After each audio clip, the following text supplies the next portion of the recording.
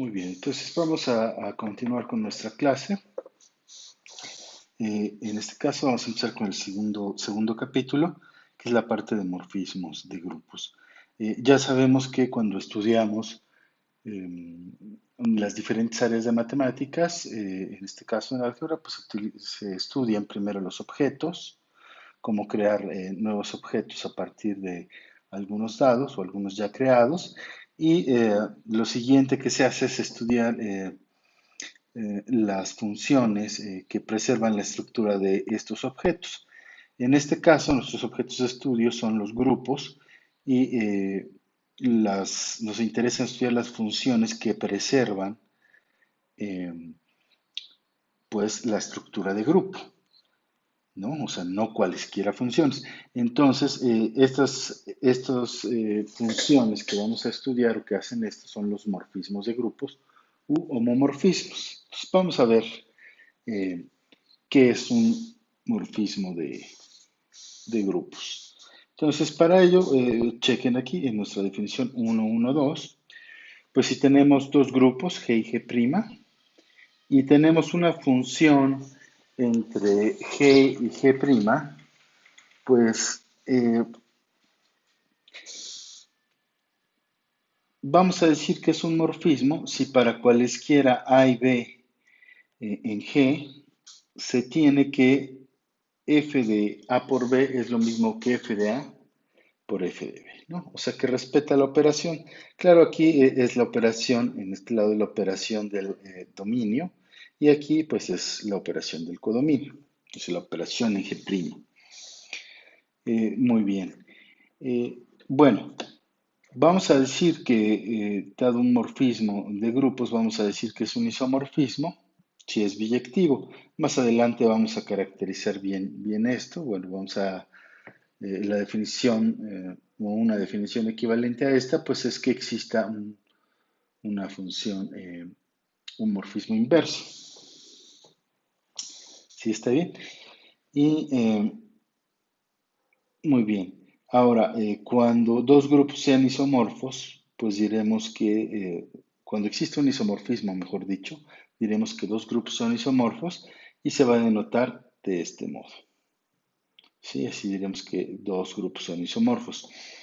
Esto es importante estudiarlo porque, pues algebraicamente dos grupos que son isomorfos, eh, pues digamos que son iguales, ¿no? Refiriéndonos a su estructura algebraica, ¿no? Entonces en álgebra se dice son iguales salvo isomorfismo. No son iguales como conjunto, pero como objeto algebraico, pues sí son iguales, se comportan de la misma manera. Vamos a ver, un ejemplo de esto.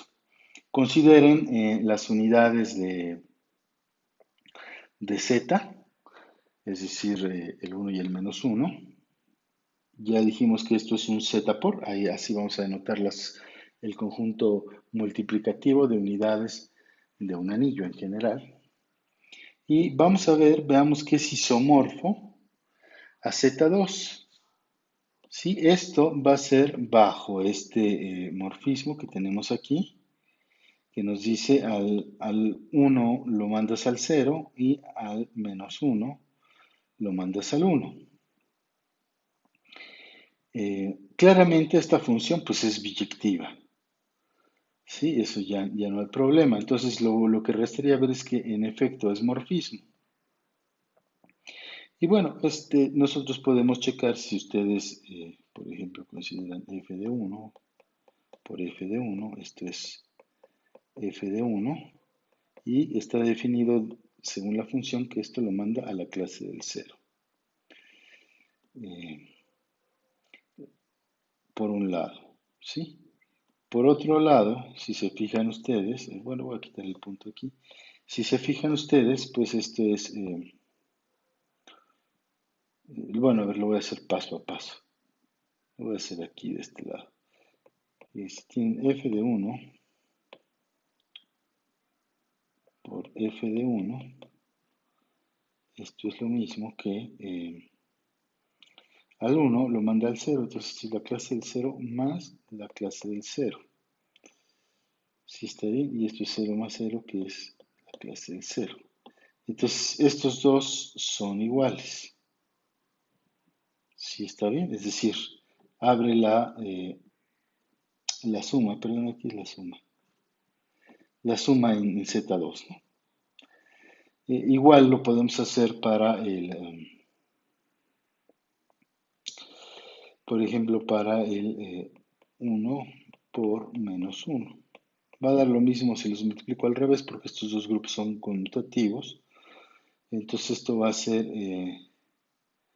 f de menos 1, y al menos 1 esta función dijimos que lo manda al 1.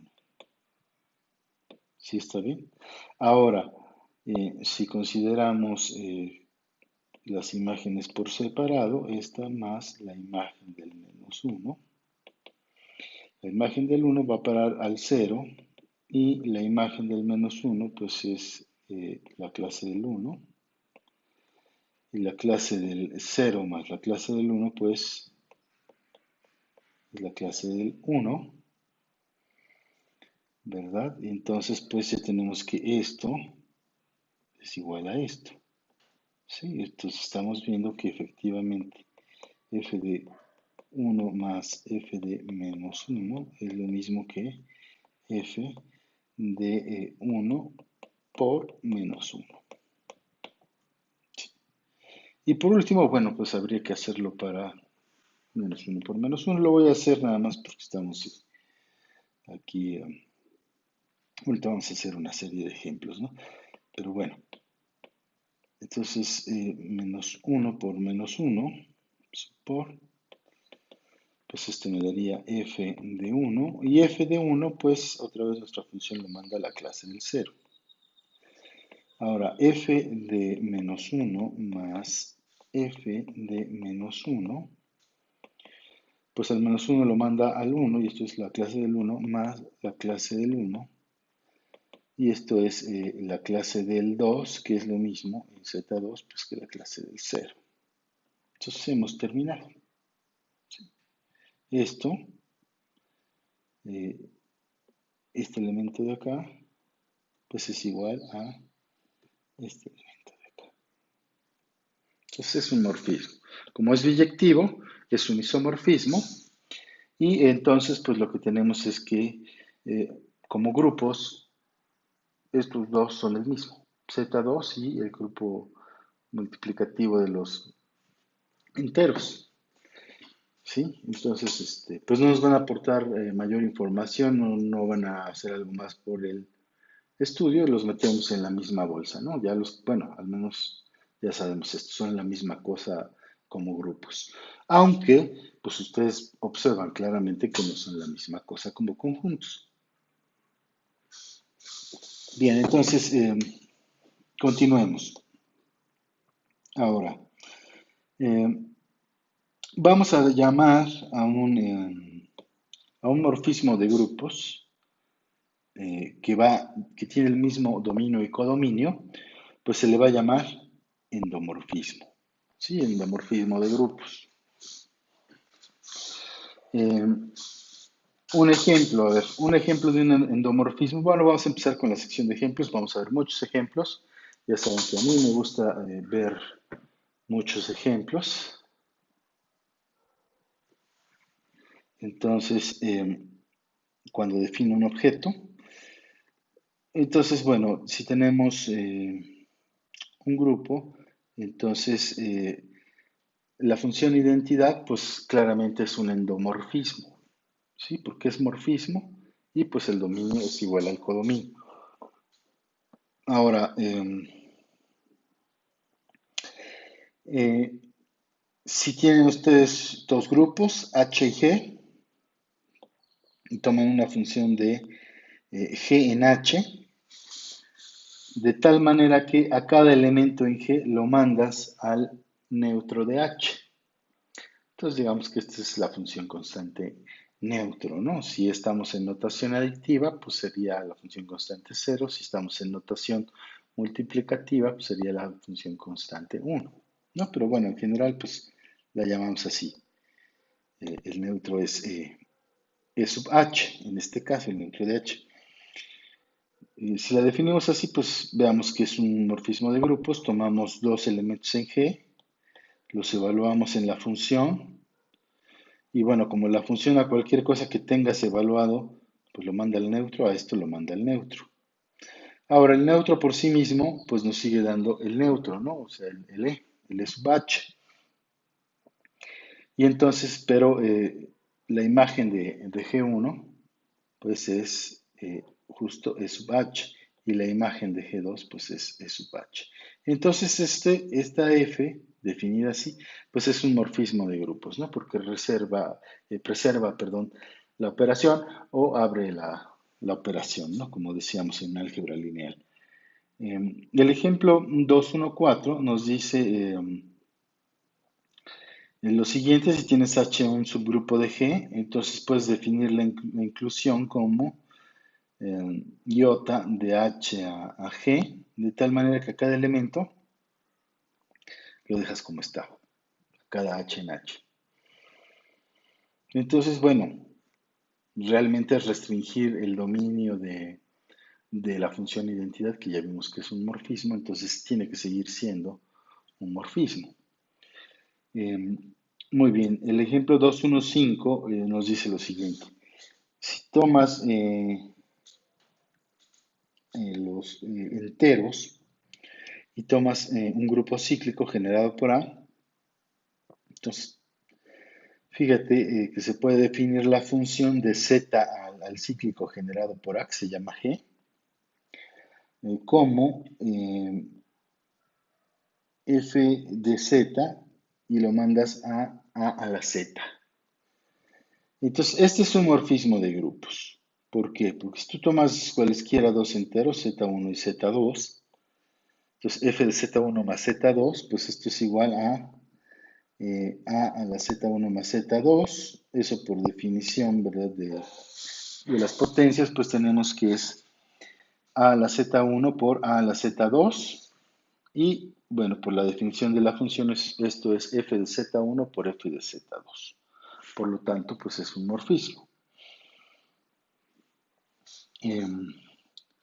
Muy bien, ahora, si tenemos un grupo y tomamos un elemento en él, un elemento G,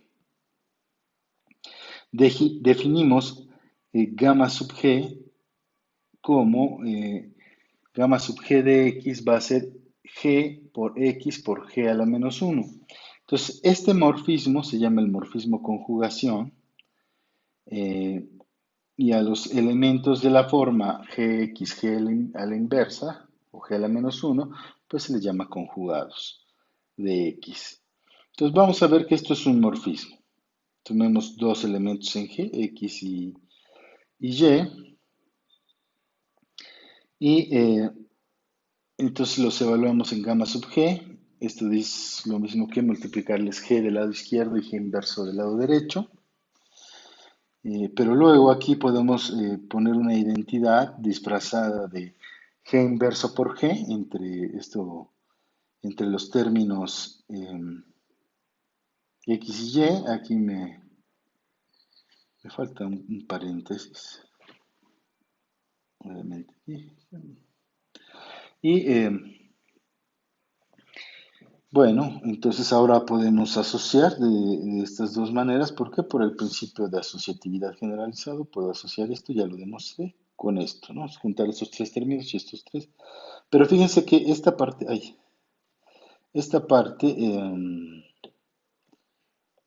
de acá, perdón, esta parte de acá es justamente gamma sub g evaluada en X, y la parte de acá es gamma sub g evaluada en Y. Por lo tanto, este es un morfismo de grupos. Muy bien, entonces continuemos con el ejemplo 217. Este ejemplo es importante porque, bueno, nos va a hablar de un morfismo que vamos a estar usando eh, durante el resto del curso. Entonces, ahora si tenemos n, un subgrupo de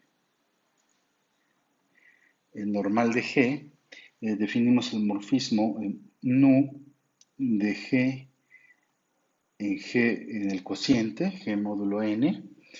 Recuerden que cuando el subgrupo es normal, pues ya vimos que el cociente es el conjunto de clases tiene estructura de grupo. Y lo vamos a definir de qué modo, pues a cada elemento lo mandamos a su clase lateral derecha, que claro, ya demostramos que cuando n es normal, pues esto es igual a su clase lateral izquierda, ¿no? Entonces, bueno, eso no tiene mayor problema, son iguales.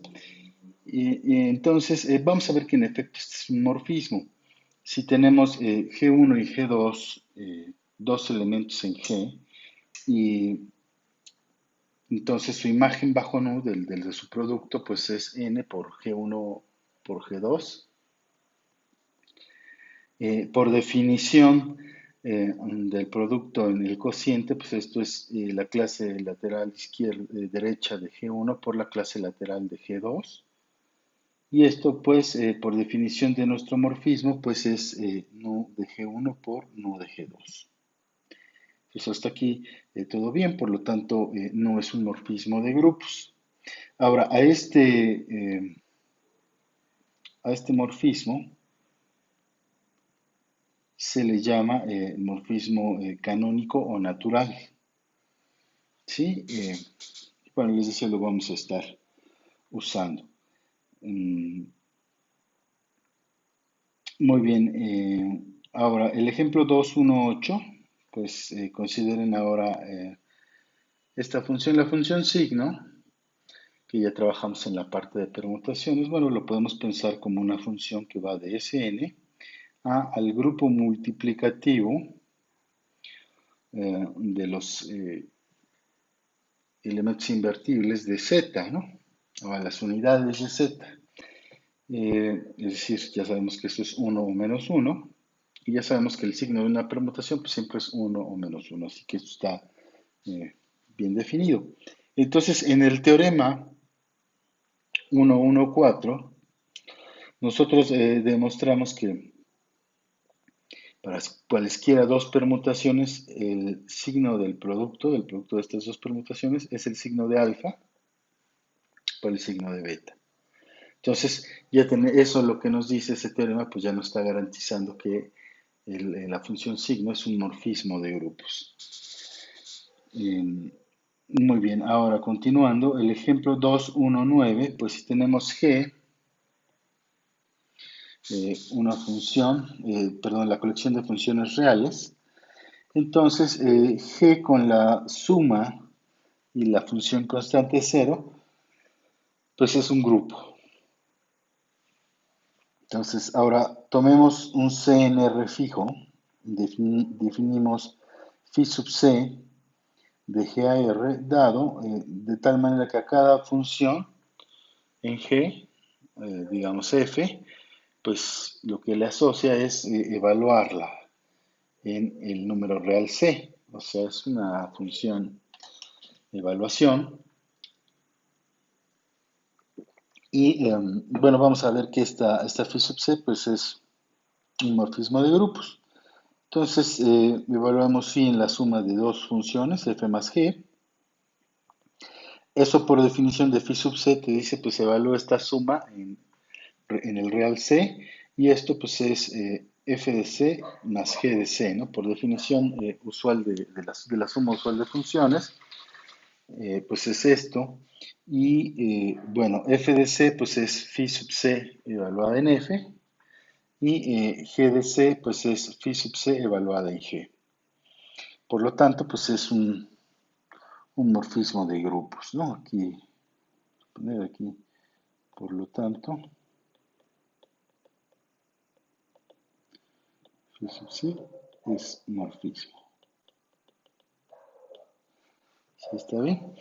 Y bueno, ahora en el ejemplo 2.1.10, considere GL de NR.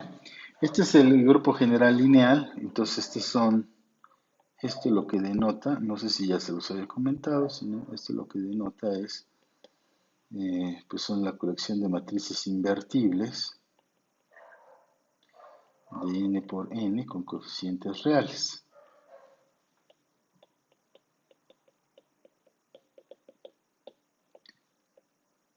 ¿sí? Entonces son las matrices invertibles. Y entonces, pues vamos a considerar el determinante de una de estas matrices que va a ir pues de esta colección de matrices invertibles a eh, las unidades de los reales, ¿no? O sea, que son todo el grupo multiplicativo, ¿no? De unidades de los reales, o sea, son todos los reales menos el cero, y considerándolo como grupo multiplicativo con el producto.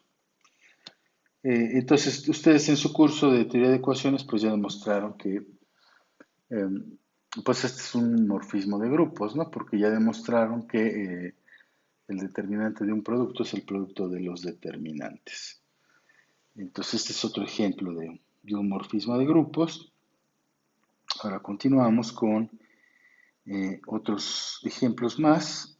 El ejemplo 2.1.11, que nos dice ahora, toma un entero R y defines phi de z en z como a cada z, phi de z, lo mandas a R por z. Vamos a ver que esto es un morfismo de grupos, entonces phi de z1 más z2 es igual a R por z1 más z2. Se vale aplicar la propiedad distributiva, pero R por Z1 pues es phi de Z1 más phi de Z2, ¿no? Entonces, pues ya tenemos que phi es un morfismo de grupos. Ahora, otro ejemplo, consideremos una familia finita de grupos. Entonces, consideremos su producto, ¿no? Que es la colección de eneadas con cada entrada pues en su respectivo GI. Entonces, este va a ser un grupo con la operación definida de la siguiente manera. Tomen ustedes dos eneadas y la multiplicación pues la vamos a definir entrada a entrada. Si está bien, entonces esto es, eh, aquí una disculpa, aquí es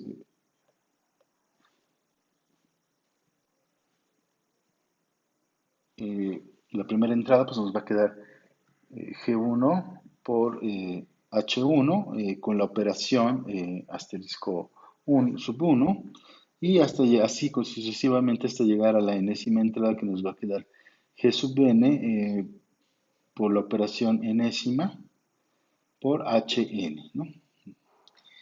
Entonces donde la I la vamos cambiando desde 1 hasta n, ¿no? Entonces, bueno, fíjense que el neutro, entonces esto es cerrado, ¿no? Porque nos vuelve a dar un elemento, una eneada, y donde cada una de esta entrada pues está en el grupo G1, ¿no? Esto sigue estando ahí porque G1 es un grupo, esto sigue estando en Gn porque pues, Gn es un grupo, ¿no? Estoy multiplicando dos elementos de G sub n. Entonces, consideren, fíjense que aquí el neutro va a ser este elemento, donde EI es el neutro de cada G, ¿no? O sea, E1 es el neutro de G1 y E2 es el neutro de G2 y así sucesivamente. Le podemos llamar E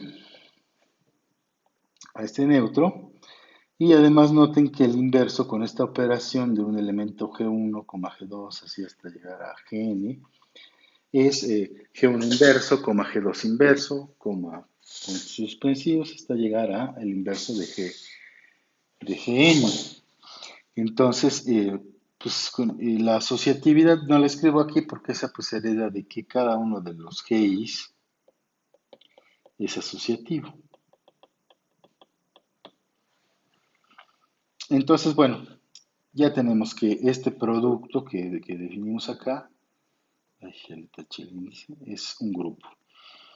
Acabamos de verlo y consideren ustedes la función iota sub j de tal manera que a cada grupo GJ lo mandas a este producto. ¿Sí? Entonces, ¿cómo lo vas a mandar a un elemento que está en GJ? Pues a un GJ minúscula, pues lo que haces es que lo mandas a la eneada donde hay tan puros neutros, salvo en la jésima. entrada, ahí colocas el elemento GJ y neutros en el resto. ¿Está bien? Entonces veamos que este es un morfismo.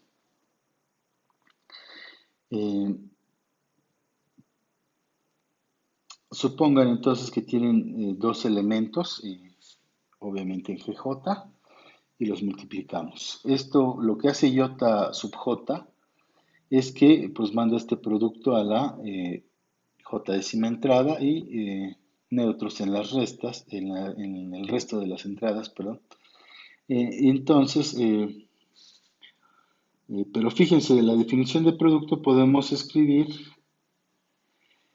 esa n como un producto. ¿Qué producto? Pues la que tiene a G en la J décima entrada y neutros en los demás, por la que tiene, la n que tiene neutros en todas las entradas, salvo en el J décimo, ahí tiene al elemento H. Esto por cómo se define el producto, entrada. Y bueno, pues eso si lo escribimos en términos de iota, pues esto es iota sub j evaluado en G por iota sub j evaluado en H. Como esto lo podemos hacer para toda j, pues lo que tenemos es que estos morfismos iota sub j, perdón, estas funciones son morfismos, efectivamente. Eh, Muy bien. Ahora, pensando en este mismo grupo, en el producto, pues podemos definir una función solo que ahora digamos, en sentido contrario, o dual, mejor dicho, que es la siguiente, pi sub j. Ahora vamos a ir del producto de grupos, a alguno de los factores. Y lo vamos a definir de la siguiente manera. Pi sub j de una eneada, pues lo vamos a mandar al JS, al G sub J, la JS entrada que aparece aquí. ¿Sí está bien? O sea, a este lo vamos a mandar, a este elemento. Esta es llamada la J proyección. Por cierto, no se los dije, pero el ejemplo anterior pues es la J inclusión. Y esta es la J inclusión. Aquí este se llama la J proyección. Y bueno, vamos a ver que es un morfismo de grupos. Va a ser un morfismo de grupos porque si ustedes evalúan pi sub j el producto de dos elementos, pues esto es pi sub j y ustedes pueden hacer el producto de estos dos elementos y esto les va a quedar G1 por H1, ¿no? Bajo la operación asterisco sub 1, coma, así sucesivamente hasta llegar a G sub n, asterisco sub n, H sub n.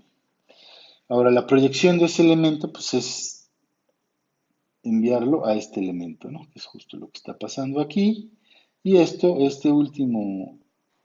elemento de aquí, bueno, este elemento de aquí, pues se puede escribir como la proyección de pi sub j, evaluado en G1 hasta Gn, y G sub j en la j décima entrada, por pi sub j, evaluado en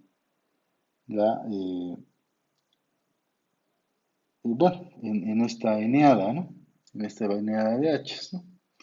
Y pues ya con eso nos tenemos que es un morfismo de grupos.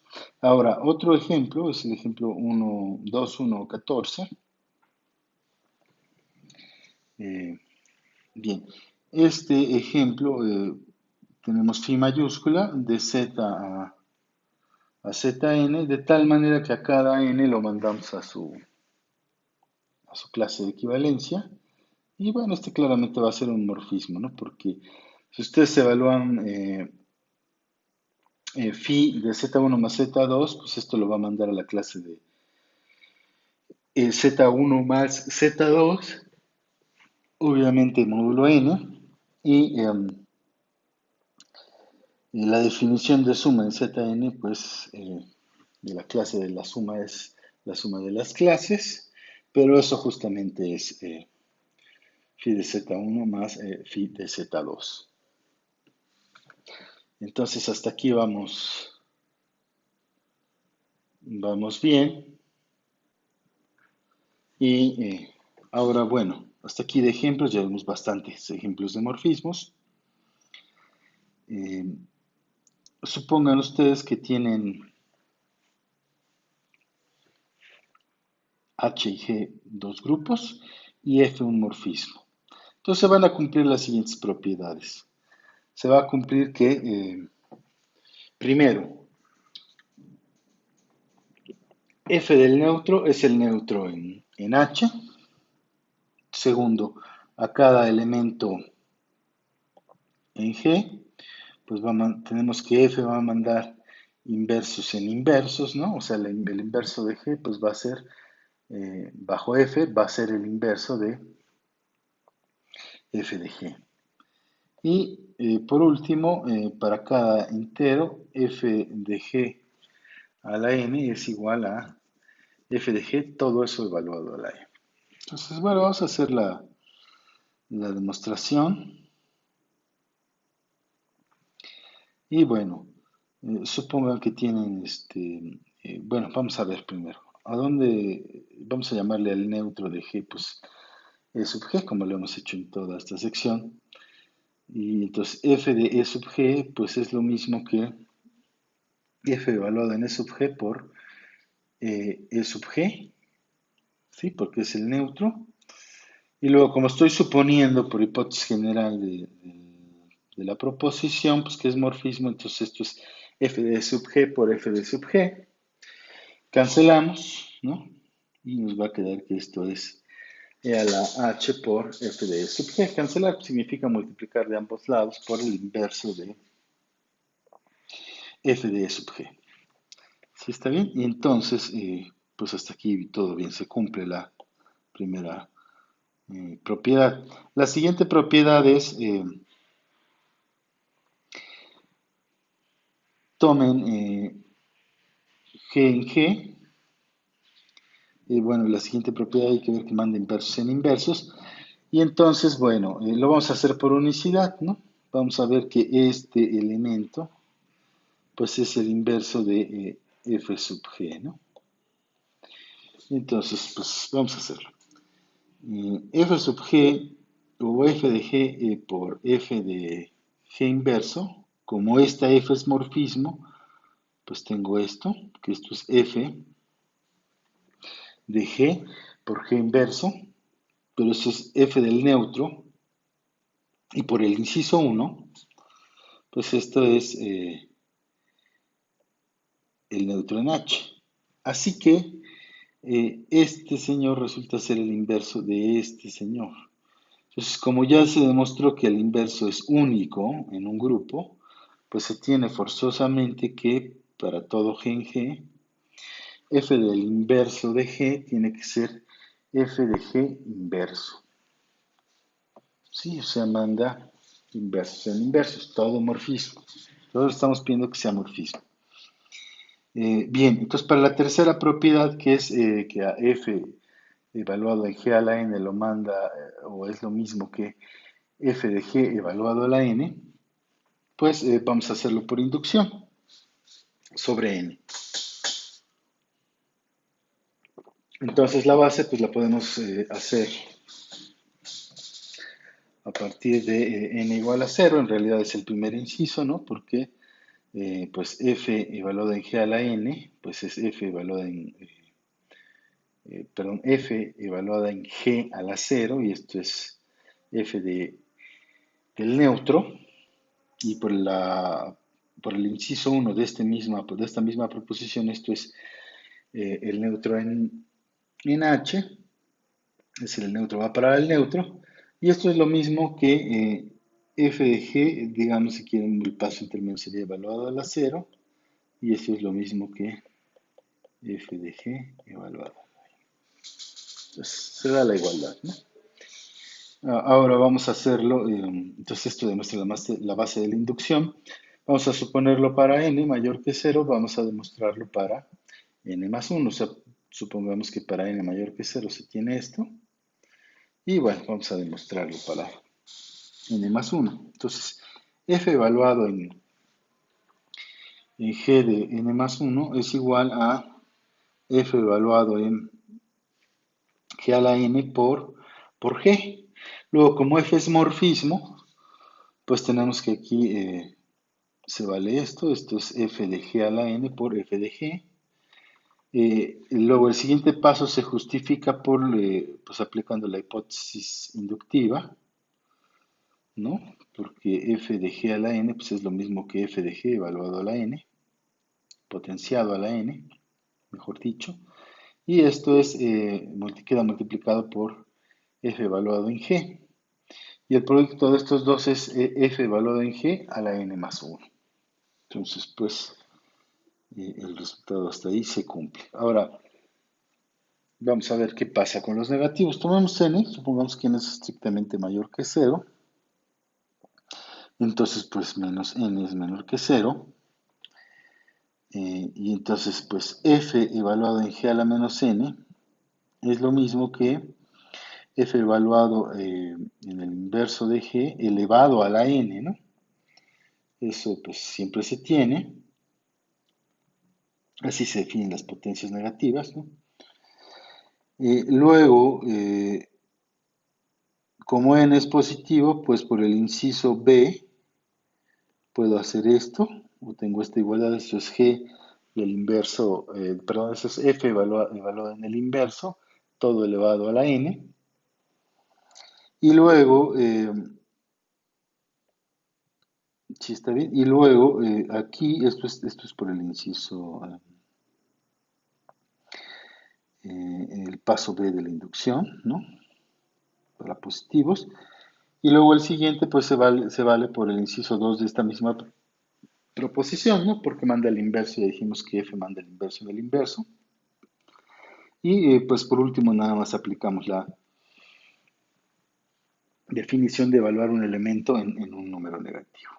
Y pues ya se tiene esto, ¿no? Entonces es una propiedad que ya vamos, perdón, esta es una proposición que ya vamos a estar usando eh, de modo, digamos, mecánico, ya visto, ¿no? Todo morfismo de grupos manda el neutro en el neutro, eso lo diríamos en palabras, manda el inverso en el inverso, y pues potencias en potencias, ¿no? Bien, ahora vamos a ver una proposición que de igual manera nos dice si tienes G y H grupos y F un morfismo de condominio G y codominio H, entonces se valen las siguientes proposiciones, que aquí no lo dice, pero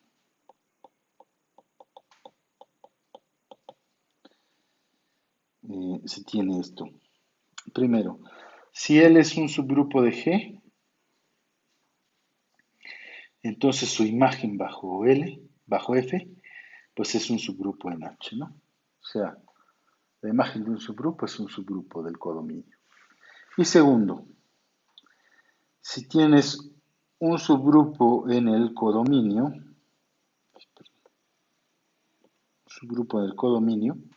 entonces su imagen inversa o preimagen, pues es un subgrupo en el dominio. Y ojo, estoy hablando aquí de imágenes inversas o de preimágenes. Es decir, ustedes ya lo hicieron en cálculo, pero pues tiene que quedarles claro, porque luego me empiezan a hablar de funciones inversas y pues no sé qué, no tengo que sea invertible para empezar, simplemente es un morfismo y esto lo que denota pues es su preimagen que está definido, aquí mismo en la proposición está definido. Son los elementos en el dominio que cuando yo los evalúo van a parar al conjunto que está aquí, que estoy evaluando, ¿no? Que aparece entre paréntesis. Ajá. Esos son los elementos en el dominio que cuando yo les aplico G, los van a parar acá. Muy bien, entonces, pues primero empecemos con la demostración y vamos a demostrar que f de L, que es un subgrupo de G, es un subgrupo de H. O sea, L es un subgrupo de G. Y si L es un subgrupo de G, entonces f de L es un subgrupo de H. Muy bien, entonces por uno de la proposición anterior tenemos que F manda el neutro en el neutro.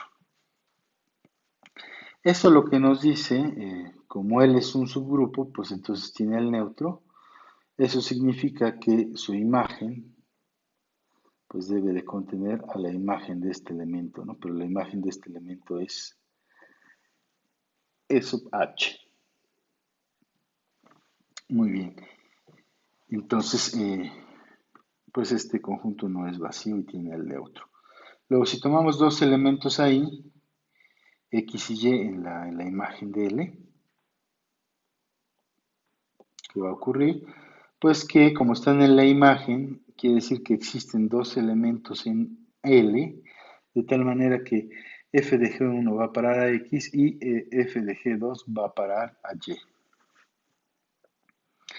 Entonces, X por el inverso de Y me va a quedar f de G1 por f de G2 inverso. Entonces, pues ya sabemos que aquí, otra vez por 2 de la proposición anterior, este término que está aquí es igual, lo voy a escribir aquí a un ladito, f de G2 a la menos 1, pues es igual a f de G2 inverso. ¿Sí está bien? Y entonces nos falta ese paso aquí, entonces nos quedaría f de G1 por f de G2 a la menos 1, y ahora sí, ocupando que f es morfismo, pues nos da esto, ¿no? F de G1 por el inverso de G2. O sea, esto que tenemos aquí en la última igualdad. Y entonces, como L es un subgrupo, pues se tiene que eh, G1 por el inverso de G2 sigue siendo un elemento en L. Como eso está en L, entonces su imagen pues está en f de L, pero su imagen es X por Y a la menos 1. Muy bien, entonces por el teorema 132 tenemos ya que f de L es un subgrupo de H. Ahora, sí. Bien, entonces vamos con la segunda parte de de esta misma proposición. Entonces, dado que el neutro, dado que K es un subgrupo de H, entonces el neutro está en él. Y por el inciso 1 de la proposición anterior, pues ya sabemos que F manda el neutro en el neutro. Entonces, pues lo que tenemos es que E sub G está en la preimagen de K, ¿no? Porque cuando yo le aplico la función, cuando yo calculo F de E sub G, pues me da E sub H y esto está en K, ¿no? Entonces, cuando yo le aplico la F, va a parar acá. Y eso es justo pertenecer a la preimagen. Entonces, bien, eh, ya tenemos que la preimagen no es vacío y tiene el neutro. Entonces, tomemos dos elementos en la preimagen. Entonces, cuando yo les aplico f, deben de parar en k, es decir, f de x y f de y están en k. Y como k es un subgrupo, pues tengo que f de x por el inverso de f de y, pues sigue quedándose en k. Esto es nada más, otra vez usando que K es un subgrupo de H. Eh, pero fíjense que f de x por el inverso de y, pues esto es f de x por f evaluado en y inverso, ¿no? Esto otra vez por la proposición anterior, el inciso 2, y esto ocupando que f es morfismo, pues tenemos que esto es f de x por y inverso. Está bien, pero como ya habíamos dicho que esto, todo esto esto es igual a esto y esto estaba ya en K, pues entonces lo que estamos diciendo es que eh, pues esto que está aquí adentro, que es X por Y inverso, pues está en la preimagen de K. Por lo tanto, ya tenemos que la preimagen de K, otra vez por el teorema 132, pues es un subgrupo de G. Entonces, hasta aquí todo bien. Entonces, lo único que estamos diciendo en palabras en esta proposición es la imagen bajo un morfismo de un subgrupo es un subgrupo y también la preimagen de un subgrupo bajo un morfismo pues es un subgrupo del dominio. Muy bien, entonces vamos ahora con otros conceptos importantes. Digo, esto es la proposición, las dos proposiciones que acabamos de ver se van a estar usando eh, a lo largo del curso, bueno, y sobre todo de este capítulo, y bueno, y de los capítulos posteriores ya. Entonces vamos a empezar con esta sección que es núcleo e imagen de morfismos, así como monomorfismos y epimorfismos.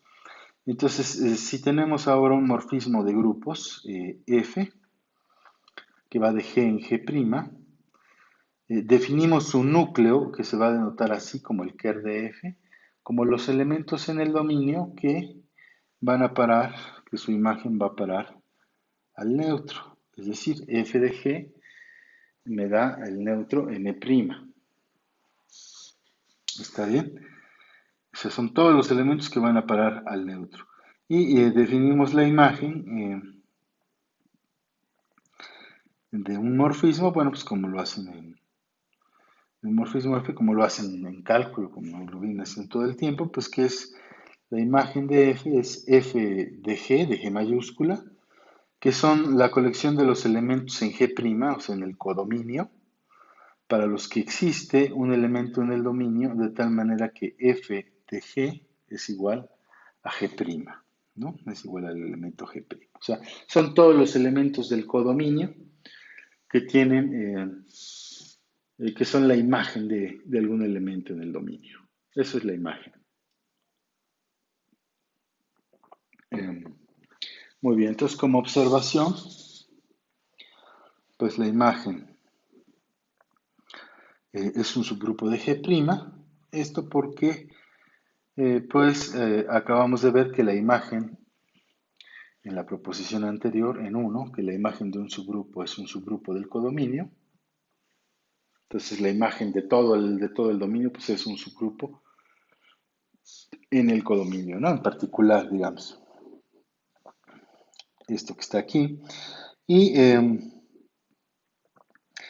la observación 222 nos dice que el núcleo es un subgrupo de G y eso pues, se sigue del hecho de que el núcleo pues es la preimagen del neutro. Pues bueno, aquí le puse 0, pues, pero es el neutro en G'.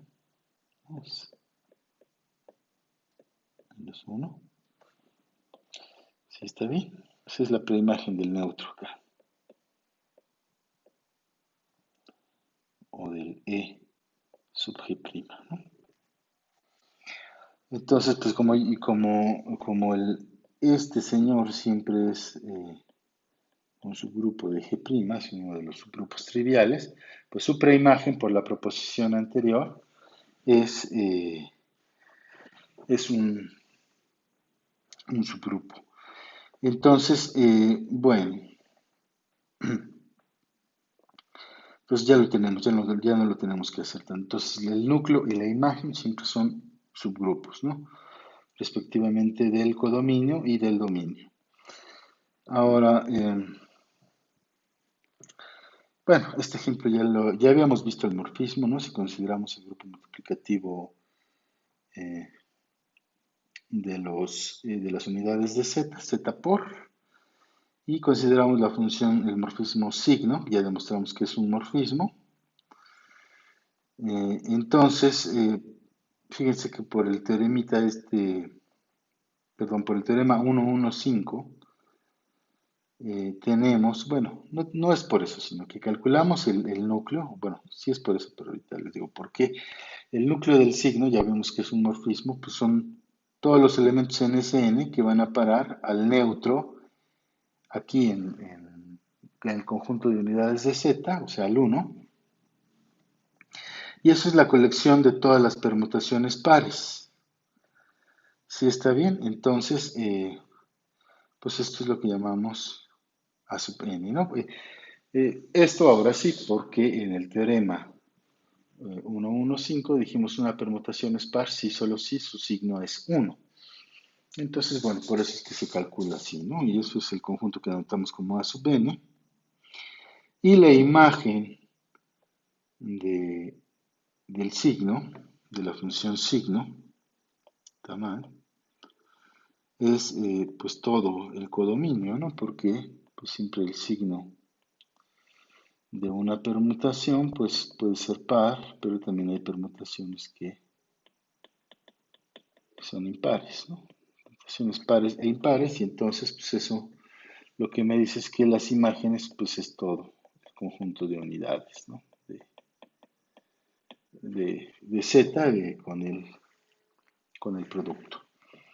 Entonces hasta aquí todo bien. Entonces aquí estamos calculando un núcleo y la imagen de un morfismo. Otro ejemplo, si consideran ustedes un grupo normal de G y consideran el morfismo canónico, entonces pues a ver, calculemos el núcleo del morfismo canónico. Son los elementos en el dominio, de tal manera que su imagen es el neutro, ¿no?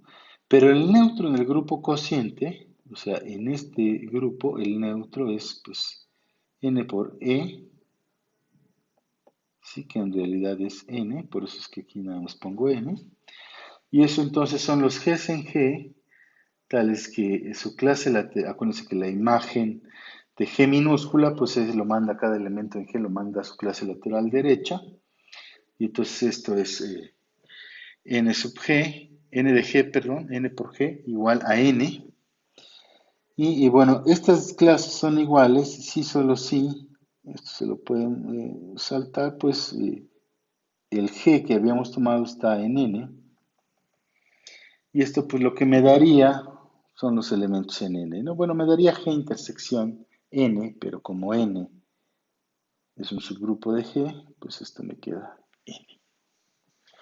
Entonces el núcleo del morfismo natural o canónico pues eh, es el mismísimo n. ¿Sí está bien? Entonces esto es importante porque lo vamos a estar usando. Y además, ¿quién es la imagen? Pues es todo el cociente. Es decir, el morfismo canónico es suprayectivo. Entonces, bien, hasta aquí, bueno, pues algunos ejemplos y vamos a empezar con unas equivalencias importantes que se valen en esta categoría, que es la categoría de los grupos. En esta sección, nuestro objetivo, pues es ver que inyectivo es equivalente a mono, igual a núcleo cero, y también ver que suprayectivo es lo mismo que epimorfismo. Entonces, pero vamos a definir qué es monomorfismo y qué es epimorfismo para empezar. Esto no se vale en todas las categorías, ¿no? Cuando ustedes lleven anillos, pues se van a dar cuenta que en la categoría de anillos, epimorfismo no va a ser lo mismo que morfismo suprayectivo. Lo bueno es que aquí sí lo vamos a demostrar, aunque requiere de trabajar ahí algunas proposiciones auxiliares. Bien, entonces vamos a definir lo que es un monomorfismo. Supónganse que tienen H y G grupos y un morfismo entre ellos que va de G a H. Entonces vamos a decir que F es un monomorfismo si para cualesquiera morfismos alfa y beta que van de K a G se tiene que, para cualesquiera dos morfismos tales que alfa seguido de F y beta seguido de F son iguales, siempre que pasa eso, implica que alfa tiene que ser beta. O dicho en palabras, eh, un morfismo va a ser un monomorfismo si es cancelable por la izquierda, ¿no? Que eso es lo que está pasando. Eh, Muy bien, entonces, bueno, esto es la definición de monomorfismo. Entonces, ahora sí vamos a proceder a nuestro lema. Si tenemos dos grupos, G y H, y tenemos F, un morfismo de grupos, entonces son equivalentes las siguientes proposiciones. Uno es F es inyectiva, dos, F es monomorfismo, y tres, el núcleo de F es el cero, bueno, es el neutro, ¿no? Pues vamos a demostrar la equivalencia. Vamos a empezar demostrando 1 implica 2. Supónganse que tienen dos morfismos que van de K a G, de tal manera que la composición alfa seguida de F y beta seguida de F son iguales. Entonces, a ver, lo que queremos demostrar. Estamos suponiendo que F es inyectiva y lo que queremos demostrar es que F es monomorfismo. Entonces, si tomamos K en K, entonces F evaluado en alfa de K, pues es lo mismo que alfa seguida de F evaluado en K. Y por hipótesis, pues lo que estamos suponiendo, pues nuestro supuesto, mejor dicho, pues esto es, ay, qué flecha tan extraña me quedó aquí. Bueno, por esto de acá, tenemos que eso es beta seguido de F evaluado en K, esto que está acá, y esto es F evaluado en beta de K. Ahora, como estamos suponiendo que F es inyectiva y tenemos que estos dos puntos tienen la misma imagen, alfa evaluado en K y beta evaluado en K, pues entonces tienen que ser iguales, ¿no? Esa es la definición de inyectividad. Entonces eso lo que me dice es que alfa de K es igual a beta de K. Y como esto pasa para toda K, porque no le pedimos nada en específico al K minúscula, pues entonces lo que tenemos es que alfa es igual a beta, ¿no? Porque ya tenían aquí, dijimos, tenían el mismo dominio y el mismo codominio, ¿no? Y entonces estamos demostrando que tienen la misma regla de correspondencia. Entonces, 1 implica 2. Ahora vamos a demostrar 2 implica 3. 2 implica 3 se hace del siguiente modo. Vamos a suponer que F es un monomorfismo y queremos ver que el núcleo consiste nada más del neutro en G.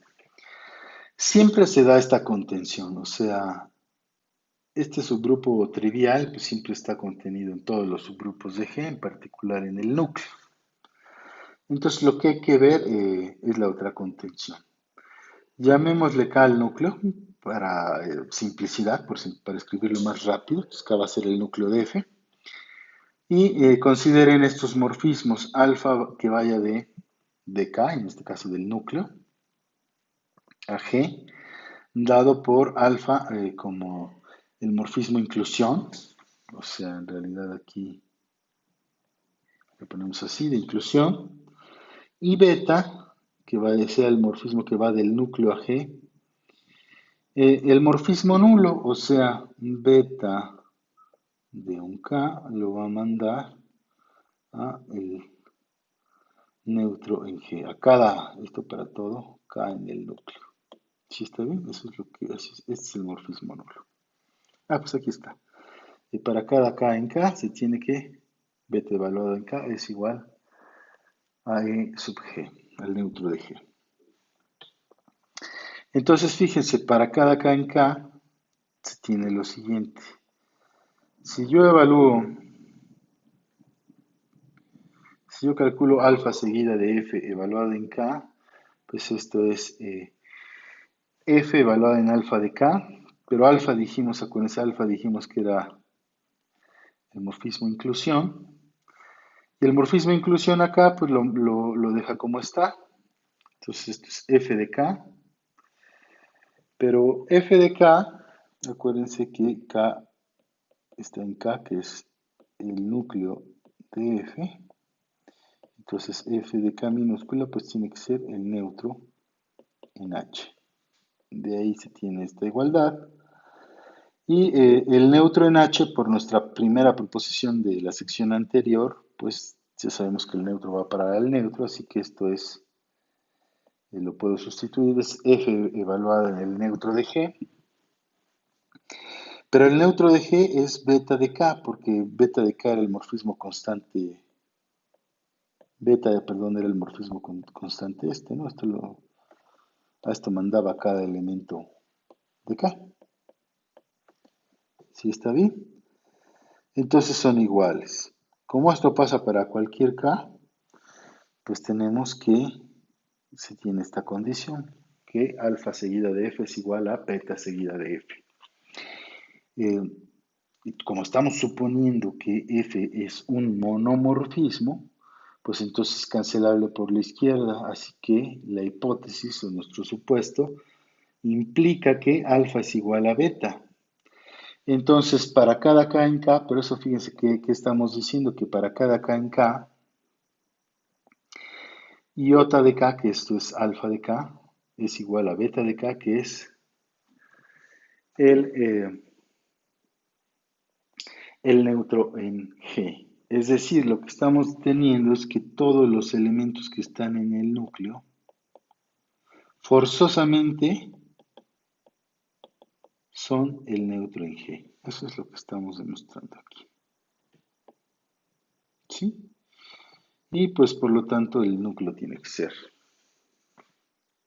que constar solamente del neutro, ¿no? Entonces ni siquiera decimos, necesitamos hacerlo por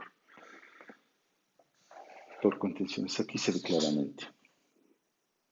Muy bien, entonces ahora vamos a hacer 3 implica 1. ¿Qué es 3 implica 1? Pues vamos a suponer que el núcleo consiste solamente del neutro y vamos a demostrar que la función f es, que el morfismo f es inyectivo. Entonces, muy bien, si tenemos x y y en G, eh, tales que sus imágenes son iguales, pues entonces si yo despejo, si multiplico por, eso de despejar es multiplicar por el inverso de alguno de los dos elementos que están en la igualdad, en este caso por el inverso de f de y a la menos, f de y, perdón, el inverso de f de y. Entonces, como f es morfismo y por las propiedades, ¿no? Ya de la proposición 1 de la sección anterior, ya no las voy a repetir, pues esto es f de x por el inverso de y, en verdad, y eso pues tiene que ser el, el neutro en H. Entonces, pues sí, era lo que esperábamos, ¿no? De hacer el despeje. Y entonces, lo que nos está diciendo es que esto que está aquí adentro, x por el inverso de y, como va a parar al neutro en H, pues eso significa que está en el núcleo de F. Pero estamos suponiendo 3 y 3 es que el núcleo consista solamente de el neutro. Es decir, esto. Por lo que, pues lo que tenemos es que como este elemento, este producto está en el núcleo, pues este producto tiene que ser el neutro en G. Y entonces si multiplico por y del lado derecho de ambos lados, pues tengo que x es igual a y. Por lo tanto, pues aquí lo que me falta decir es, por lo tanto, f es inyectiva, o inyectivo, punto. Y ahí ya se acaba la demostración de 3 implica 1. ¿Verdad? Entonces, fíjense que esta es una bonita caracterización de la inyectividad en una función, en un morfismo, ocupando álgebra, que es que nos caracteriza los morfismos inyectivos, ¿no? Que es, fíjate que esos tienen el núcleo igual al neutro, o bien fíjate que ahí el concepto de inyectividad y monomorfismo son el mismo, coinciden, pues. Entonces, Pues hasta aquí todo bien, ¿no? Vamos a hacer el dual, que es para morfismos suprayectivos, y el concepto dual de monomorfismo es el de epimorfismo, que es el que vamos a definir aquí en la definición 232, que dice, si tienes G un grupo y tienes H también dos grupos, espérate, ¿qué decir? Dos grupos, y tienes un morfismo entre ellos, eh, vamos a decir que F es un epimorfismo si para cualesquiera morfismos de grupos, cualesquiera pareja de morfismos de grupos, alfa y beta que vayan de H a L, tales que F seguida de alfa, o sea, ahora la composición al revés, sea igual a F seguido de beta, implica que alfa es igual a beta. Es decir, que ahora nuestro morfismo F es cancelable por la derecha. Entonces, eso es lo que vamos a llamar o vamos a entender por un epimorfismo. ¿Está bien? Un morfismo que es cancelable por la derecha. Esto es lo que se conoce como un epimorfismo. Entonces ahora, obviamente, nuestro objetivo es demostrar la equivalencia de que su proyectivo equivale a epimorfismo. Pero aquí ya no es tan fácil, tan claro como en el lema anterior, sino aquí requerimos este lema que es de carácter auxiliar, que está bonito, tiene una demostración bastante entretenida, ¿no? Usando permutaciones. Vamos a verlo. ¿Qué nos dice este lema? Nos dice, mira, si tienes un grupo que tiene un subgrupo propio, ¿no? Entonces va a existir un grupo L y una pareja de morfismos diferentes, alfa y beta, que van a ir de H a L, de tal manera que sus imágenes restringidas acá son iguales. O sea, esto. Si quisiéramos hacer un diagrama, lo voy a hacer aquí a un ladito. Entonces, supóngase que tienen K, ¿no? K es un subgrupo propio de H. Sus K, pues ya saben que se incluye en H.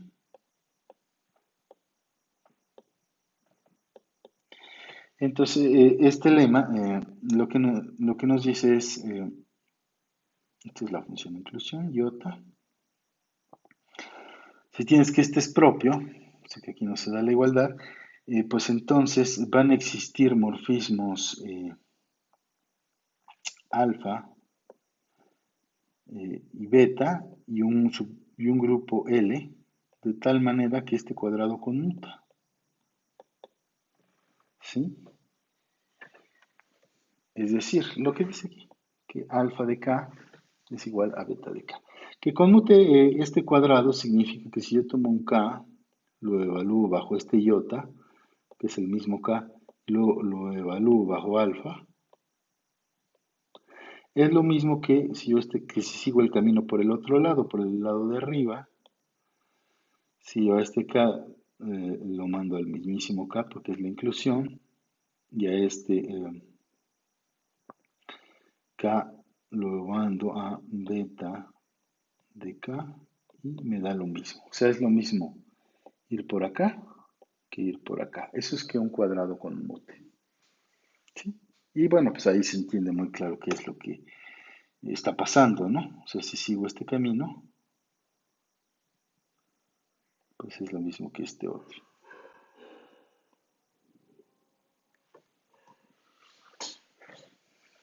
Entonces, vamos a hacer la demostración, ¿no? Eso nada más por el hecho de que este subgrupo sea propio. Muy bien, entonces, pues la demostración requiere varias cosas. Pues proponer, o sea, encontrar L, y lo vamos a proponer como el grupo de permutaciones de X, donde X, ¿qué va a ser? Va a ser este conjunto. Va a ser el conjunto de las clases laterales izquierdas, aquí es K mayúscula, de tal manera que A está en H, con representantes en H, obviamente eso se puede porque pues K es un subgrupo de H. Unión, el conjunto, el singular del vacío, o sea, el conjunto que tiene como único elemento al vacío. Y vamos a definir, vamos a proponer nuestro morfismo alfa. ¿De qué manera? Pues de la siguiente. Alfa de alfa va a ir de H a L, o sea, acuérdense que L es S de X, el conjunto de permutaciones de este conjunto X que estamos tomando aquí. Va a ir, va a ser de la siguiente manera. A lo mandas a alfa de A, y A, pues tiene que, lo que queremos es que alfa de A sea una permutación de X. Entonces, alfa de A va a quedar definido así. Tenemos que definirlo en el conjunto X, ¿no? Entonces, alfa en el vacío, alfa de A en el vacío, pues lo va a dejar, lo va a mandar al vacío. Y alfa de A evaluado en la clase lateral, B por K, pues lo que lo va a mandar es a la clase lateral AB por K. O sea, le voy a multiplicar el A eh, al representante de la clase, ¿no? Eso es lo único que está pasando. Entonces, bueno, vamos a ver primero que esta función eh, está bien definida, ¿no? Para empezar, ¿no? Que esto sí es una función de x en x. Entonces, tomamos dos elementos, dos clases que sean iguales. Queremos ver que sus imágenes bajo alfa de A son la misma. Entonces, si estas dos clases son iguales, estas dos clases laterales izquierdas son iguales, entonces eso significa eh, que esto pasa si solo si, de hecho que es un si solo si, se puede escribir como un si solo si, sea la menos 1 por b está en K. Pero ¿quién es sea la menos 1 o el inverso de C por B? Pues esto es el inverso de C, y aquí puedo poner un neutro, el neutro en H, multiplicado por B. Luego el neutro en H, pues lo disfrazo de el inverso de A por A, luego asocio, y esto me queda el inverso de C por el inverso de A, multiplicado por AB, y esto que está aquí, pues no es otra cosa que A por C inverso, multiplicado por AB, ¿no? Pero dijimos que esto es C inverso por B. Entonces lo que y lo que habíamos dicho aquí arriba es que C inverso por B está en K. Entonces lo que estamos diciendo es que AC inverso por AB está en K. Pero eso pasa si solo si la clase AB es lo mismo que la clase AC, ¿no? Ese fue nuestro criterio para ver que dos clases laterales izquierdas eran iguales. Entonces, pero fíjense, lo que está del lado izquierdo, esto es alfa de A evaluado en B de K, y lo que está del lado derecho es alfa de A evaluado en C de K. ¿Está bien? Por lo tanto, pues la función está definida. O sea, si tomamos dos puntos iguales en el dominio, pues tenemos que sus imágenes son iguales. Entonces, por lo tanto, alfa de A está bien definida. Ahora, pero queremos ver que esta alfa de A es una permutación de X, ¿no? O sea, ya vimos que sí es una función de X en X que está bien definida. Para que sea permutación, pues tiene que ser biyectiva. Entonces, vamos a ver qué es inyectiva. Entonces, supongamos que hay dos elementos con la misma imagen. O sea que alfa de A evaluado en la clase de B es lo mismo que alfa de A evaluado en la clase de C. Eso por definición pues significa que AB por K, esto que está aquí abajo, AB por K es lo mismo que AC por K, ¿no? O sea que la clase de AB es la misma que la clase de AC. Y esto, bueno, ya vimos en la parte de normalidad que podemos tratar estas cosas de modo elemental, o sea, puedo cancelar ahí las A's. Y esto es la clase lateral izquierda de K por la clase lateral izquierda de C. Por lo tanto, los elementos son iguales. Y eso lo que nos dice es que la función alfa de A es eh, inyectiva, ¿no? Porque a puntos, a dos puntos que tienen la misma imagen, pues en realidad resulta que son el mismo punto. Entonces tenemos que es inyectiva. Muy bien. Ahora demostremos que alfa de A es suprayectiva. Entonces tomamos un elemento aquí que no sea el vacío, ¿no? Porque pues ya vimos que alfa de A al vacío lo manda al vacío, ¿no? Entonces el vacío siempre tiene una preimagen, que es el mismo. Entonces tomemos una clase que no es el conjunto vacío, o estas clases ya sabemos que no son vacías, ¿no? Nada más lo estoy resaltando, ¿no? Ya lo habíamos demostrado, que las clases de laterales izquierdas generan una partición del subgrupo, entonces no pueden ser vacíos. Entonces, muy bien. Entonces, queremos ver de quién puede ser una preimagen de este elemento. Pues esto es, a ver, evaluamos alfa de A evaluado en esta clase, que es la clase que tiene como representante inverso por B. Entonces, la definición de alfa de A es multiplícale a la clase que tengas, multiplícale A. Y esto va a ser A por el inverso de A por B. Y eso es el neutro en H, que es sub H por B, y eso es la clase de B por H. Por lo tanto, alfa es suprayectiva. ¿Sí está bien? Por lo que, pues ya demostramos que es inyectiva y suprayectiva, entonces alfa de A en efecto es una permutación. Muy bien, entonces demostremos que alfa es un morfismo de grupos. Eh,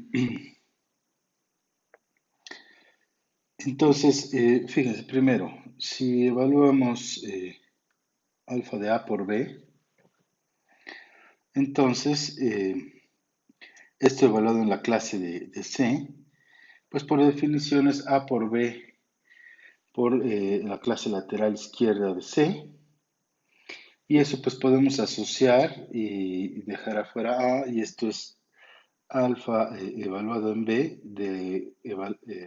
evaluado a su vez en la clase de C, y que es lo mismo que alfa de A evaluada en la clase perdón, alfa de A evaluada en alfa de B, que a su vez está evaluada en la clase de C. O lo que es lo mismo, la composición de alfa de A con alfa de B, o alfa de B seguida de alfa de A, evaluada en la clase de C, la clase izquierda, lateral izquierda. Muy bien, entonces pues ahí claramente es un morfismo, ¿no? Cualesquiera dos elementos AB, alfa lo manda a alfa de A por alfa de B. Ahora, en el caso del vacío, pues alfa de AB, evaluado en el vacío, pues lo manda el vacío, porque así se definió alfa, por acá recordemos, aquí está.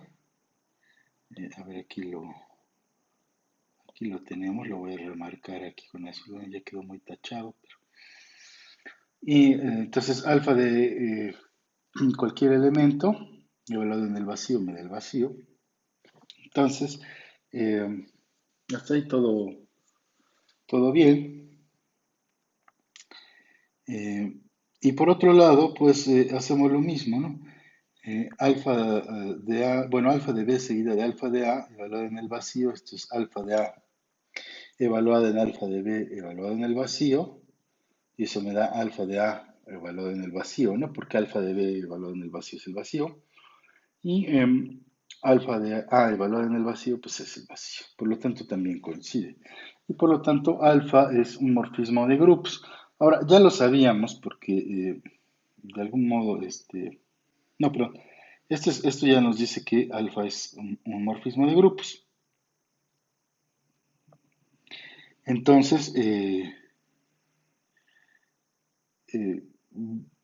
no lo sabíamos, lo estamos demostrando y ya quedó aquí. Ahora, consideremos la transposición eh, K vacío. Acuérdense, K y vacío pues, son elementos de X. Acuérdense que X son las clases laterales izquierdas.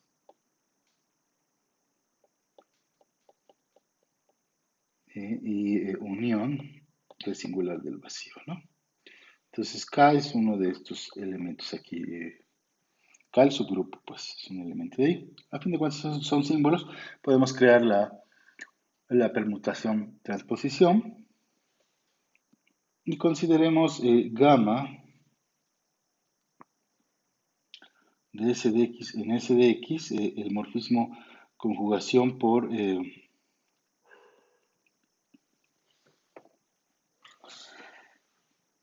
morfismo conjugación por esta transposición, ¿no? A cada phi, lo que le asociamos es esta conjugación, la transposición K al vacío, por phi por el inverso de la transposición, por el inverso de esta transposición, pero acuérdense que el inverso de una transposición es la misma transposición, así que en realidad queda esto, ¿no? Entonces esto es gamma. Sí, está bien, entonces acabamos de definir una gama y ahora vamos, ya propusimos beta, ya propusimos alfa, ya propusimos gamma, vamos a proponer beta. Para eso vamos a ocupar esta gama. Vamos a definir a beta de H en S de X definido como esta composición, esta va a ser alfa y luego le vamos a aplicar gamma. ¿Sí está bien? Entonces, es claro que beta pues, es un morfismo porque es una composición de morfismos. Entonces eso ya no lo tengo que demostrar. Ahora lo que tengo que ver es que son diferentes. Sí, porque esto es lo que pide el lema. Es ver que existen estos morfismos de grupos diferentes. De tal manera que cuando yo evalúo al subgrupo K, la imagen del subgrupo K es igual. La de alfa que la de beta. Muy bien, entonces veamos que estos morfismos que estamos proponiendo son diferentes. Entonces, a ver, vamos a usar la hipótesis que no hemos usado. K es un subgrupo propio, así que existe un A que está en H, pero que no está en K. ¿Sí? Por lo que, entonces, A por K, pues no está en K. ¿No? Para cualquier K en K, ¿no? Muy bien. Y bueno, ¿por qué eso? Porque eso es más o menos sencillo. Eso se da porque si esto fuera igual a algún K1, pues entonces eh, A sería igual a K1 por K a la menos 1 y esto está en K porque K es un subgrupo, K mayúscula obviamente, y pues eso es una contradicción porque estamos suponiendo que A no está en K. Entonces nada más para que lo observen. Vamos a ver, no recuerdo en qué se va a usar o si se va a usar, pero bueno, es cierto. Lo que dice ahí es cierto. Bien, vamos a ver. Entonces, Sabemos que alfa de A evaluado en el vacío es el vacío. Entonces acuérdense, lo que quiero ver es que alfa es diferente de beta. Entonces beta de A evaluado en el vacío es, sustituyo lo que vale beta, ese es alfa seguida de gamma, evaluado en A, eso evaluado en el vacío, desarrollo lo que está aquí adentro, que es eh, lo que hace gamma, acuérdense que es conjugar por la transposición vacío K. Entonces me va a quedar así, de este modo. Eh, la transposición alfa de A, la transposición K vacío. Y eso evaluado en el vacío. Pues cuando evalúo esta de la transposición en el vacío, al vacío, pues lo manda acá, por eso me queda aquí K. ¿Sí? Y bueno, aquí debería llevar sus paréntesis. Luego, alfa de A evaluada en K, pues me queda, pues para eso lo iba a ocupar, ¿verdad? Eso me queda la clase lateral izquierda de A. Como A no está en K, esa clase lateral izquierda no es la clase de K. ¿Eso por qué? Porque es importante pues para poder evaluarlo aquí. Es decir, K, como acá es un punto que no aparece ahí en la permutación, pues se queda fijo. Entonces me da esto. Por lo tanto, pues alfa de A es alfa, es beta es diferente de beta de A. Por lo que estos morfismos son diferentes. Ahora, en efecto, pues no sé si es cierto, pero ahí no lo usé. A ver, luego,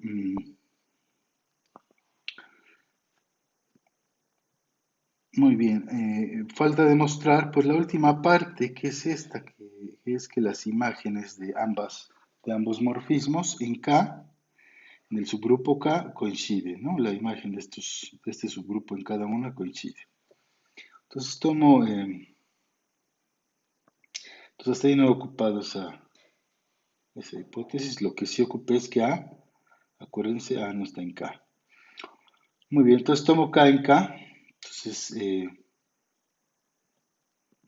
alfa de K evaluada en el vacío, pues me da el vacío.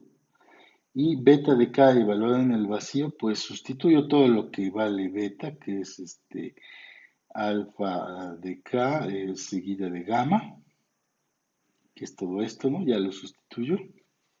Acuérdense que gamma es esta conjugación. Evaluado en el vacío, entonces esta transposición en el vacío lo manda acá.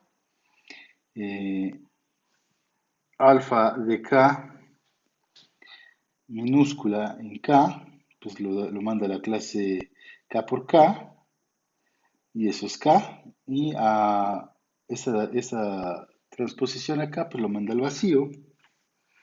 Entonces, pues fíjense que ahí coincide, ¿no?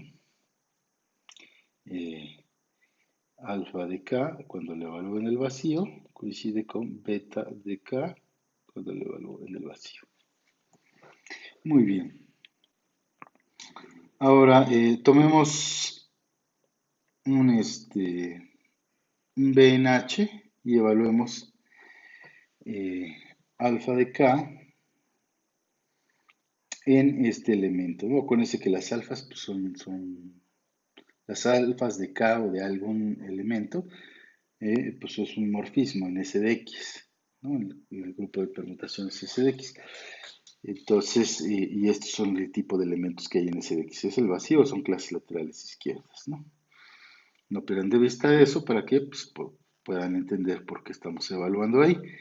Entonces, alfa de K evaluada en la clase de izquierda de B, pues es K por B por el grupo, ¿no? Pues es esta clase. Y beta de K evaluada en la clase de B, pues es todo esto, ¿no? Sustituimos otra vez, ya no lo escribí aquí para no hacerlo más largo, pues sustituyo todo lo que vale beta, ¿no? Que es esta conjugación de alfa de K minúscula y evaluado en este elemento. Entonces, cuando evalúo este elemento en esta transposición, en la transposición que tengo aquí, ¿verdad? Eh, ¿Qué me va a quedar? Pues me va a quedar esta transposición, pues lo fija, ¿no? Porque en beta K no es K, ¿no? Y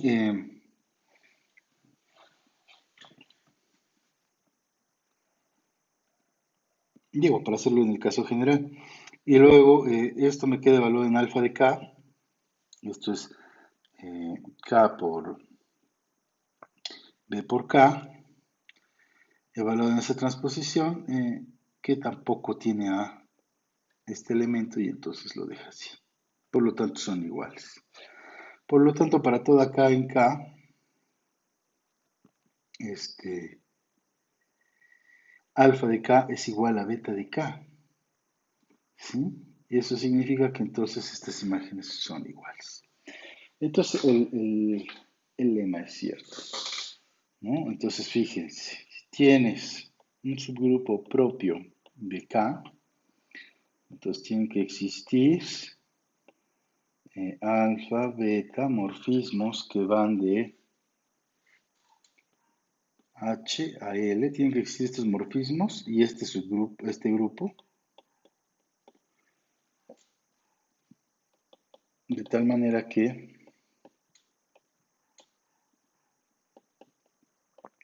este cuadrado conmuta.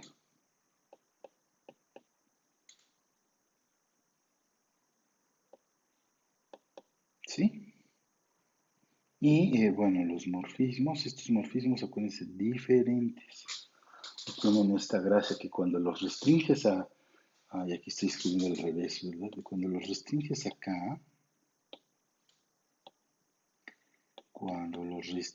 acá, coinciden, ¿no? Existen esos morfismos tal que alfa de K es igual a beta de K mayúscula, ¿no? Del subgrupo. Muy bien. Ahora sí, vamos a demostrar lo que queríamos, que es que la equivalencia entre suprayectiva y epimorfismo. Entonces, vamos a hacerlo para finalizar nuestra clase. Pues sean G y H dos morfismos dos grupos y F de G en H un morfismo de grupos. Entonces son equivalentes a ser suprayectiva, que F sea suprayectiva, y 2, que F sea epimorfismo. Entonces, vamos a hacer uno implica 2. Entonces supongamos que hay dos morfismos de grupos y H, digo, y L, un grupo, de tal manera que F seguida de alfa es igual a F seguida de beta. Acuérdense que para ver qué es epimorfismo, queremos ver que alfa es beta, es decir, que F es cancelable por la derecha. Entonces, si H está en H, entonces existe, porque estamos suponiendo que F es suprayectiva, existe un elemento en G, tal que F de G es igual a H. ¿No? Eso porque les digo, estamos suponiendo que F es supra. Entonces, alfa de H es lo mismo que alfa evaluada en F de G, ¿no? Porque H ya dijimos que es F de G. Luego, eso es F seguido de alfa. Pero estamos suponiendo que se tiene esta igualdad entre morfismos, así que puedo cambiar, en vez de escribir este, que es F seguido de alfa, puedo escribir F seguido de beta. Y eso es beta evaluada en F de G y eso es beta de H. Y por lo tanto, pues, pues aquí está, por lo tanto, alfa es beta. ¿Sí está bien? Entonces 1 implica 2 y 2 implica 1, pues lo podemos hacer por contradicción. Es decir, vamos a suponer que F es un epi y que no es supra. Entonces F y que no es supra, eso quiere decir que, acuérdense que algo no sea suprayectivo, pues quiere decir que la imagen no es todo el codominio. Es decir, entonces este subgrupo es propio. Y entonces le podemos aplicar el lema anterior, que es el lema 232. Como este es un subgrupo propio, entonces existen morfismos de grupos alfa y beta y, por supuesto el grupo L, de tal manera que alfa y beta van de H a L, diferentes de tal manera que sus imágenes en este grupo son iguales. Bueno, en este subgrupo son iguales. Es decir, que bueno, que F seguida de alfa y F seguida de beta son iguales. Pero como estamos suponiendo que F es epimorfismo, tendríamos que F es cancelable por la derecha, entonces alfa sería igual a beta. Y eso es una contradicción, chicos, porque eh, pues estábamos suponiendo que estos morfismos eran diferentes, ¿no? Aquí lo dijimos. Por el lema, pues existen estos morfismos diferentes. Y esa es la contradicción. ¿De dónde viene la contradicción? Pues de suponer que F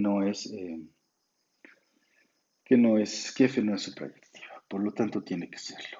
Y pues hasta aquí lo vamos a dejar. Eh, Voy a tratar de ya, para que emparejarnos en el curso, voy a latear muchísimo, eso me ha retrasado, eso, la conexión y el equipo de cómputo, pero ya arreglé todos estos problemas que he tenido esta última semana y pues vamos a avanzar. Eh, ya les voy a subir su segunda tarea su siguiente tarea para que vayan al corriente. Bueno, entonces, hasta luego y vean sus clases, por favor, el día que, pues al siguiente día, el día que les corresponda, traten de irlas viendo seguido para que no se les junten. Si no me voy a ver digo, yo me doy cuenta porque pues veo la cantidad de reproducciones en YouTube, ¿no? Entonces yo me voy a poner al corriente, pero necesito que ustedes también vayan viendo las clases, porque de nada sirve que vaya yo a sacar tres videos este fin de semana y que no vean ninguno. Sí, entonces también necesito que ustedes vayan checando su video y su clase. Bueno, hasta luego, que estén bien.